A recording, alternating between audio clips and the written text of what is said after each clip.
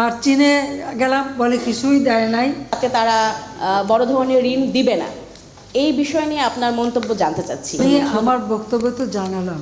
এই যে আমাদের 21টা সমঝোতা স্মারক এবং চুক্তি আমাদের চুক্তি করা হয়েছে, এমইউ স্বাক্ষর করা হয়েছে, সমঝোতা স্বাক্ষর করা হয়েছে, আবার কিছু নবায়নও করা হয়েছে। এখানে আছে 21টা, আর এদিকে আরও 7টা বিষয়। কাজে এইগুলি আমি জানি না, এই কথাগুলি বলে বেড়াচ্ছেন তারা কি জেনে বুঝে বলছেন নাকি শুধুমাত্র মানে আমাকে হেও করার জন্যই বলছে, সেটাই হচ্ছে প্রশ্ন। যেটা যখন যারা বলছে বলতে দেন, এখানে আমার কিচ্ছু আসে যায় না। চীনের সাথে আমাদের, চীন কেন, আমি তার আগে ভারতে গেলাম, তাদের সাথে আমার সম্পর্ক বলে আসলে ভারতের কাছে দেশ বেঁচে দিছি।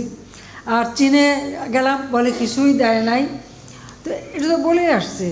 আর ভারতের কাছে দেশ বেচা, গোলামি স্বাক্ষর করা, চুক্তি স্বাক্ষর করা, এগুলি বাতিল করতে হবে সেই কথাও বলা, তো এটা তো একটা শ্রেণীর লোকের, এটা তাদের এক ধরনের মানসিক অসুস্থতা বলে মনে করি।